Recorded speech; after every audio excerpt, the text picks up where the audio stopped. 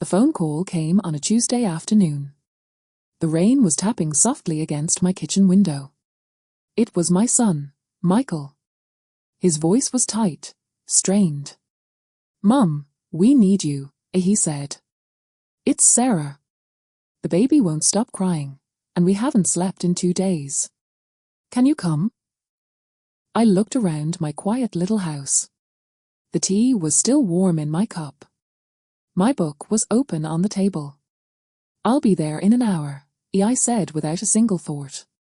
I was already moving, grabbing my old overnight bag, packing my things. This is what I did. This is who I was. I was the person they called. When the baby was colicky, I was the one who knew the old lullabies. When the car broke down, I was the one who could lend a little money to fix it. When a heart was broken, my kitchen table was the place to be. I was the helper. The rock. The one who never said no. For years, I believed that if I poured all my love into them, the well would never run dry. I thought that being needed was the same as being loved. I never imagined that one day, I would be the one making a call. And on that day, I would listen to the ringback tone, over and over, until the silence was the only answer I received. This is the story of how I learned the difference between being a convenience and being a mother. This is the story of the day I realized that my phone, which always rang for them, would never ring for me. I remember a specific moment, a year before that final silence. I was at Michael's house, watching little Emma while he and Sarah had a rare date night. Emma was sleeping on my chest, her little breaths warm against my neck. The house was so quiet. I looked at a family photo on the wall. It was them, so happy and complete. And I remember feeling a deep, profound joy. This was my family. This was my purpose. I had built this. My love was the foundation of their happiness. Or so I told myself. It's a beautiful, dangerous thing, to tie your entire worth to the needs of others. You don't see the fragile threads you're hanging from. You only feel the warmth of the sun, until one day, the clouds gather, and you realize you were never holding the strings at all. You were just a puppet in the story of your own life, performing a part you thought was written for you. The stage was theirs. The applause was for them. And I was just backstage, waiting for my next cue. A cue that, eventually, never came. The day I left Michael's house after helping with the baby, Sarah hugged me tightly. "I don't know what we'd do without you, Mum," she whispered. Her words were a balm to my soul. They filled me up. I drove home, tired but happy. The emptiness of my house didn't feel so loud then. It felt like a well-deserved rest after a job well done. I would look at my phone, seeing the photos they sent of Emma, the thank you texts. That was my currency. That was my proof that I mattered. I never asked for anything in return. Not for money, not for grand gestures. All I ever wanted, deep down, was to feel that I was still a part of their world. That my existence, outside of being their problem solver, still held meaning. I wanted a call that wasn't a prelude to a request. I wanted a conversation that didn't end with a sigh of relief because I had taken a burden away. I wanted them to ask how my day was. If I was tired. If I was lonely. But those calls never came.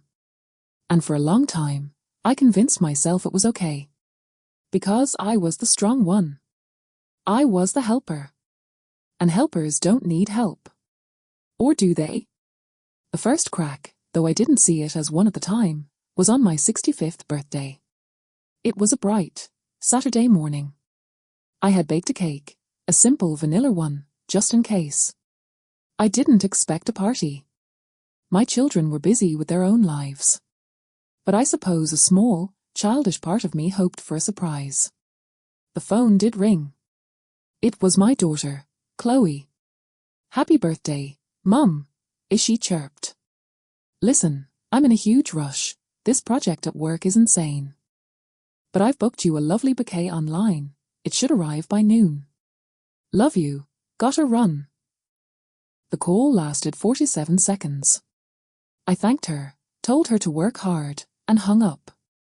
The flowers did arrive. They were beautiful. I put them in a vase on the dining table.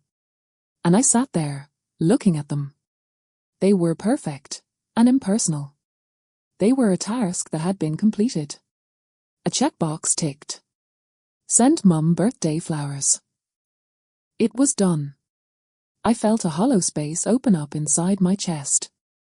A space that a store-bought bouquet, no matter how lovely, could never fill. I ate a slice of the cake I had baked for myself. It tasted like nothing at all. Months passed in this rhythm. My phone was my lifeline, and its ringtone was the soundtrack of my usefulness. I was a volunteer delivery driver for grocery runs. I was an on-call babysitter, available at a moment's notice. I was a sympathetic ear for my children's marital spats and work frustrations. I listened, I advised, I soothed, I fixed. My own life, with its quiet aches and lonely evenings, felt small in comparison. It was a background noise I had learned to ignore. I told myself that this was the season of life I was in. My job was to support, to be the steady, reliable force in the whirlwind of their lives. I was so busy being the rock that I never stopped to feel how the water was slowly, eroding me away. I was shrinking, and I didn't even know it. I was pouring from a cup that nobody was refilling. And one day, I was bound to find it empty. That day came on an ordinary Thursday, with a pain so sharp and so sudden, it changed everything. To understand my story, you have to know my family. I had 2 children. Michael, my eldest, is a good man. Practical, hardworking, a little serious. He became an engineer, just like his father. He married Sarah, a bright, energetic woman who runs her own small business. They had Emma, my first grandchild, the light of all our lives. Then there is Chloe, my daughter. She is the creative one, passionate and a bit scattered. She works in marketing in the city, always chasing a deadline, always living in a beautiful, chaotic whirlwind. Their father, my Robert, passed away 10 years ago from a sudden heart attack. The ground fell out from under me that day. He was my best friend, my anchor. After he was gone, my children became my entire world. I suppose I transferred all the love I had for him onto them. It was a heavy weight for them to carry, though I never meant it to be. I just didn't know how to be alone. We were always a close family, or so I believed. When they were growing up, our home was full of noise and laughter. I was a stay-at-home mum, and Robert travelled for work. So the day-to-day life of the children fell to me. I loved it.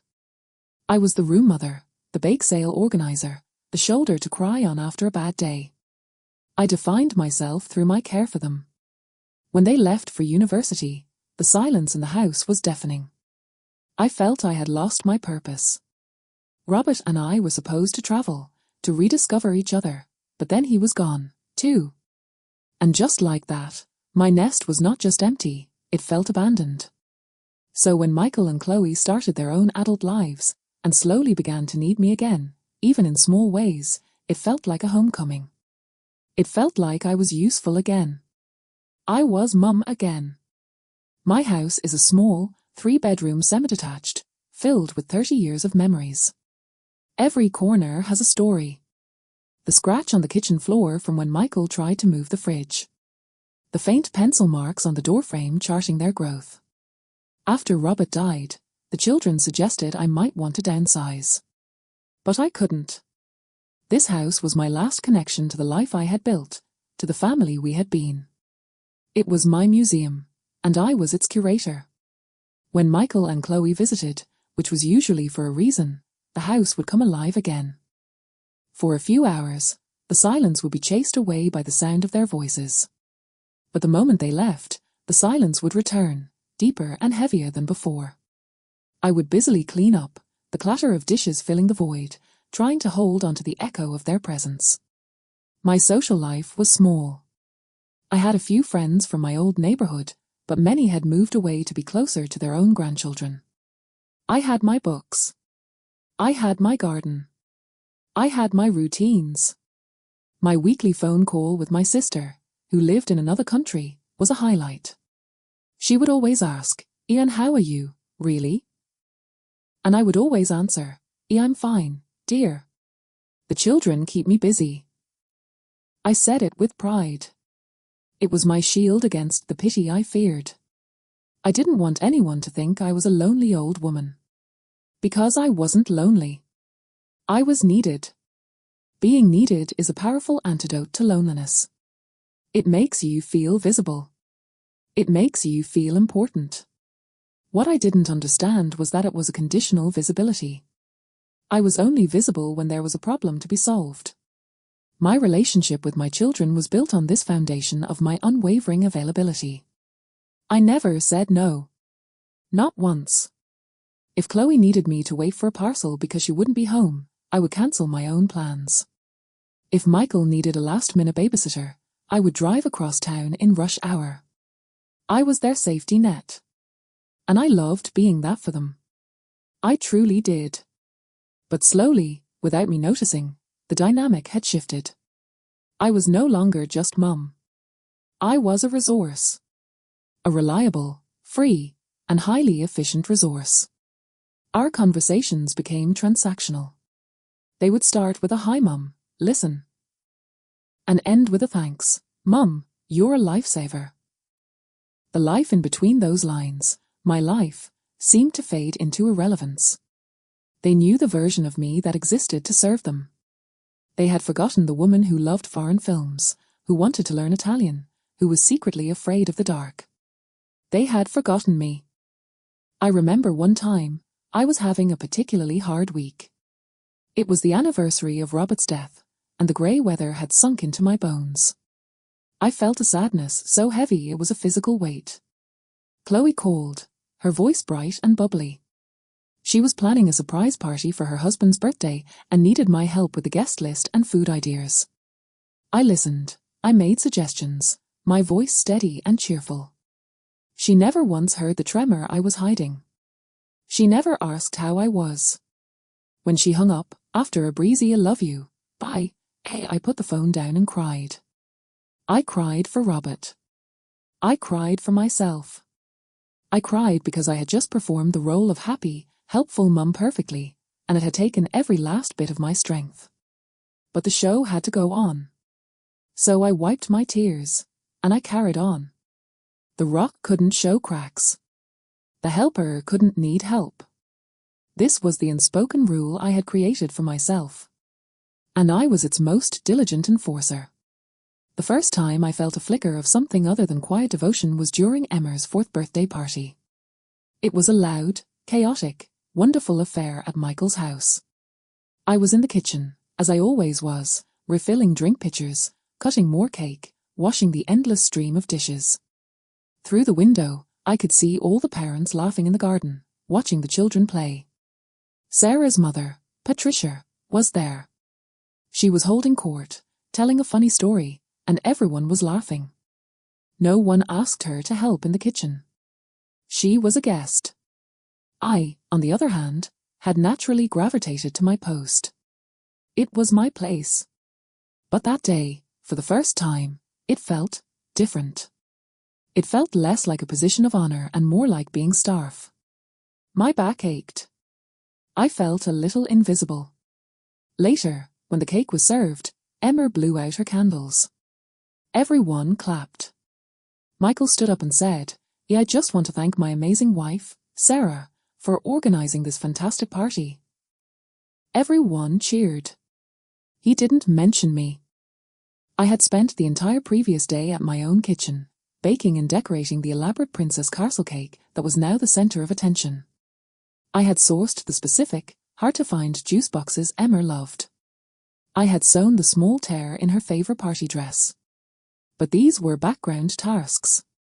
Invisible work. The kind of work I had always done. The silence where my name should have been was a small, sharp pinprick in my heart. I smiled and clapped along with everyone else. What else could I do? To mention it would seem petty. It was my job to be the background. I had just never felt so firmly placed there before. The car incident was the next thing. My old car, a reliable but aging hatchback, started making a worrying knocking sound. I took it to the garage, and the mechanic gave me the bad news. The repair would cost more than the car was worth. I needed a new one. The thought of navigating car dealerships and loans on my own was daunting. Robert had always handled these things. I felt scared and overwhelmed. That evening, I gathered my courage and called Michael. "Michael, dear," I began, my voice a little shaky. "It's about my car. The mechanic says it's finished. I don't know what to do." There was a pause on the other end. I could hear Emma crying in the background. "Oh, Mum, that's a pain," he said, his voice distracted. "Look, I'm right in the middle of putting Emma to bed. Can you just get a quote from a few places and let me know? I'll have a quick look at it for you over the weekend, but I'm swamped at work." "Sorry, gotta go." And he was gone. I held the phone, listening to the dial tone. I had not been asking him to fix it. I had been asking for his support. For his strength. For him to say, "Don't worry, Mum, we'll figure it out together." Instead, I was given a task. Get quotes. It was a reversal of our roles, and it left me feeling cold and alone. I managed, of course. I always did. I spent a week researching cars, visiting dealerships, feeling anxious and out of my depth. I finally found a suitable used car and used a large portion of my savings to buy it. When I told Michael, he seemed relieved. "Oh, good, glad you got it sorted, Mum," he said. He never asked about the financial strain. He never asked if the process had been stressful. The problem was solved, so the topic was closed. Meanwhile, a week later, Chloe called me in a panic. Her car had a flat tire. She didn't even know where the spare was. "Mum, can you come? I don't know what to do," she wailed. I drove my new, unfamiliar car across town, changed her tire in the drizzling rain, and followed her to a garage to make sure she was safe. She was so grateful. "You're the best, Mum. I'd be lost without you." The words, which usually warmed me, now felt like a heavy blanket, smothering me. They were lost without me, but where were they when I was lost? The tensions were small, but they were adding up like drops of water in a bucket. A bucket I was carrying, and it was getting heavier. I started noticing the language they used. "Mum, can you just..." That word, just. It made everything sound so simple. As if my time and my effort were insignificant. "Mum, can you just pick up Emma from nursery on Tuesday? Mum, can you just proofread this report for me? Mum, can you just let the plumber in?" My life was being filled with their justs. And my own justs. "I'd just like a quiet cup of tea. I'd just like to finish my chapter. I'd just like a day to myself," were constantly being pushed aside. I began to feel a resentment I was deeply ashamed of. What kind of mother resents her own children for needing her? I chastised myself. I buried the feeling deep down. But it was there, a small, hard stone in the pit of my stomach. The breaking point, or rather, the point where the first major crack became visible, was during my illness. I caught a bad flu. It wasn't life-threatening, but it was miserable. I was in bed for 5 days, weak, feverish, and utterly alone. The silence of the house was no longer just quiet, it was oppressive. I had no appetite, but I needed soup, medicine. I was too dizzy to drive. On the 3rd day, feeling particularly pathetic, I called Chloe. "Chloe, honey," I croaked, my voice raw. "I'm really not well. I was wondering, could you possibly pick up some soup and lemons for me from the shop?" "Oh, Mum, I'm so sorry," she said, and she genuinely sounded it. "But I'm in back-to-back meetings all day, and then I have to go straight to this work dinner. It's a really important client. Can you ask Michael?" I called Michael. It went to voicemail. I left a weak message. An hour later, Sarah texted, "Is so sorry to hear you're poorly, Mum. Michael is swamped. Maybe try a delivery app? Get well soon." I stared at the phone. A delivery app. I didn't even know how to use one. I felt a wave of such profound loneliness that it was worse than the fever. Here I was, the person who had held their heads when they were sick, who had made them homemade soup and rubbed their backs. And for me, they suggested an app. I cried then. Hot, helpless tears that soaked my pillow. I was not a person to them in that moment. I was a problem to be outsourced. I recovered from the flu, but something in me had shifted. The stone of resentment in my stomach had grown. I felt quieter around my children. I was still helpful, but the joy was gone. It felt like a duty, a heavy one. They didn't seem to notice the change. The calls and requests kept coming, and I kept fulfilling them, but I felt like I was watching myself from a distance, going through the motions. Then came the event that changed everything. It was the day I had to call for help. Not for a car tire, or for a parcel. But for real, terrifying help. It started with a pain in my chest. A sharp, tightening sensation that stole my breath while I was weeding the garden. I stumbled inside, my vision spotting. I knew this wasn't normal. A cold fear gripped me. Robert's face flashed in my mind. This was how it started for him. I managed to get to the phone, my hand shaking so badly I could barely press the buttons. My first call was to Michael. It rang, and then went to voicemail. "Hi, you've reached Michael. Leave a message." The beep felt like a verdict. I tried to speak, but my breath hitched. I hung up. Panic was rising in my throat. I called Chloe. It rang 3 times, and then she answered, but her voice was a hurried whisper. "Mum, I can't talk right now. I'm in the middle of a huge presentation." Chloe, I gasped, interrupting her. I have a pain. In my chest. I'm scared." There was a beat of silence. Then, what? "Mum, are you serious? Can you call Michael? I really can't mess this up." The world seemed to tilt.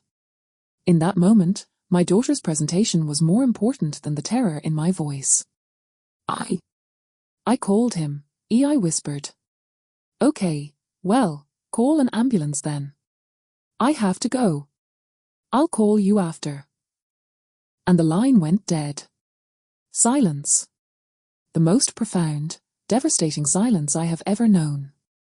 It was louder than the pain in my chest. Call an ambulance then. The words echoed in the empty house. They had called me for help 100 times, 1,000 times. And the one time I truly, desperately needed them, they were too busy. They did not answer my call. I was alone. Utterly and completely alone. With trembling hands, I did what she said. I called for an ambulance. I gave them my address, my voice a thin, reedy thread. Then I sat on the floor, leaning against the sofa, and waited. In that wait, something in me broke. Not my heart, in a physical sense. The paramedics later said it was a severe anxiety attack, brought on by stress and exhaustion, mimicking cardiac symptoms. No, what broke was the illusion. The beautiful, carefully maintained illusion that my usefulness was love. That my role as the helper meant I was cherished. It was all a lie. I had built my life on sand, and the tide had finally come in. The paramedics were kind. They checked me over, confirmed it was not a heart attack, and urged me to see my GP about stress and anxiety. They asked if there was someone who could stay with me. I looked at them, these 2 young strangers who showed me more care in 15 minutes than my own children had in years, and I simply shook my head. "No," I said, my voice flat. "There's no one." And in that moment, it was the truth. After they left, the house was quiet again. But the silence was different now. It was no longer a silence of loneliness. It was a silence of realization. A clearing away of the fog. I saw my life with a brutal, painful clarity. I had allowed this to happen. I had taught them, through a lifetime of example, that my needs did not matter. That I was an endless well with no bottom. I had created these monsters of dependency, and now I was facing the consequences. I did not call Michael or Chloe back. I turned off my phone.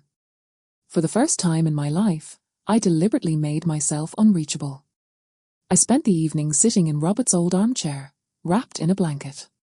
I didn't cry. I was past tears. I was in the eye of the storm, and everything was still. I thought about my life. I thought about the dreams I had put aside. The trips I wanted to take. The person I wanted to be, outside of being mum. I had buried that woman so long ago, I wasn't sure if she was still there. But that night, I made a promise to myself. A quiet, firm promise. I would never again be the last priority in my own life. The era of the ever-available helper was over. The next morning, I turned my phone back on. There were 3 missed calls from Michael and a text from Chloe. "Hey Mum, presentation went great. Everything okay?" The normalcy of it was jarring. They had no idea. The earthquake that had shattered my world had registered as a tiny, distant tremor on theirs. I did not call them back immediately. I needed time to think, to plan my words. I saw my doctor, who confirmed the anxiety diagnosis and talked to me about boundaries and self-care. Words I had always associated with selfishness. Now, they sounded like a lifeline. A week passed. I ignored their calls. Let them feel what it was like to need something and get no answer.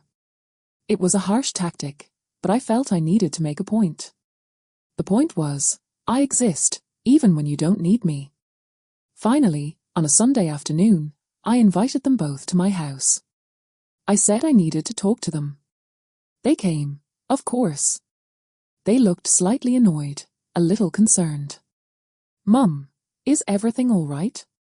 "You've been off the grid," Michael said, kissing my cheek. Chloe was on her phone, typing rapidly. "Yeah, sorry, Mum, just one quick email." I waited. I looked at them, these 2 adults I had raised with all the love I had. And I felt a surge of love, yes, but it was now tempered with a new, solid strength. "Please put your phone away, Chloe," I said, my voice calm but firm. She looked up, surprised, but did as I asked. They both sat on the sofa, looking at me expectantly. I took a deep breath. "I had a health scare last week," I began. Their eyes widened. I had a severe pain in my chest. I was terrified. "I thought it was my heart, like your father." I saw the shock on their faces. The first thing I did was call the 2 of you. I paused, letting the weight of that statement settle. "Michael, you didn't answer. Chloe, you told me to call an ambulance and hung up because you had a presentation." The silence in the room was thick. They were staring at me, stunned. The paramedics said it was an anxiety attack. From stress. From exhaustion. My voice wavered for the first time. But the worst part wasn't the pain. The worst part was the silence on the other end of the phone. The worst part was realizing that the person I have always been for you is not who you are for me. "Mum, that's not fair," Michael started, defensively. "We were busy, we didn't know." "I know you didn't know." I interrupted, my voice rising slightly, but not in anger. In passion. "You didn't know because you never ask. You call me when you need something. You talk about your lives, your problems, your needs. And I listen. I help. I have always helped. But who asks about my life? Who asks if I'm tired? Or lonely? Or scared? Who offers to help me when my car breaks down, or when I'm sick? You send me to an app." Chloe had tears in her eyes. "Mum, I'm so sorry. I didn't think. That's just it, I said softly. You didn't think. Because I never gave you a reason to. I taught you that I was invincible. That I didn't have needs. And for that, I am sorry. This is as much my fault as it is yours. But it stops now. I went on to explain my new boundaries. I would no longer be available at a moment's notice. I would have my own life. I would need advance notice for babysitting. I would not be doing their errands. I was not retiring from being their mother, but I was retiring from being their servant. I told them I loved them more than anything in the world, but that from now on, I had to love myself, too. The conversation was long and emotional. There were tears, from all of us. There was defensiveness, and then there was dawning realization. They saw, perhaps for the first time, the lonely woman behind the capable facade. They saw the price I had paid for their convenience. That was 6 months ago. The change did not happen overnight. It was awkward at first. They were so used to the old way. There were stumbles. But they tried. Michael started calling me just to chat, to ask about my book club. He came over one Saturday and helped me finally sort out the gutters, a job I had been putting off for years. He didn't wait for me to ask, he offered. Chloe signed me up for a beginner's Italian class on my phone and showed me how to use it. She calls me every Sunday evening, and our conversations are no longer a list of her problems. We talk about films, about her dreams, about my memories of her father. They are learning to see me as a person. A person with a life, with limitations, with needs. I have started to refill my own cup. I joined that Italian class. I have made a new friend, a lovely widow named Eleanor who lives 2 streets over. We go to the cinema together. We have tea. My world, which had shrunk to the size of my children's needs, is expanding again. I am rediscovering the woman I was before I was only mum. She is still there. A little older, a little wiser, and with a heart that is still tender, but she is there. The silence in my house is no longer a thing to be feared. It is my silence. It is peaceful. Do I regret the years I spent as their constant helper? It's a complicated question. I regret the loss of myself. I regret the resentment I allowed to build. But I do not regret the love. I loved them with every fibre of my being, and that love was real. The problem was not in the loving, but in the forgetting to love myself in the process. My story is not a condemnation of my children.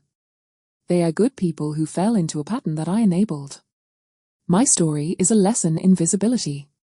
We must teach people how to treat us by how we treat ourselves. If you constantly put yourself last, you are teaching the world that you are the last priority. The phone still rings.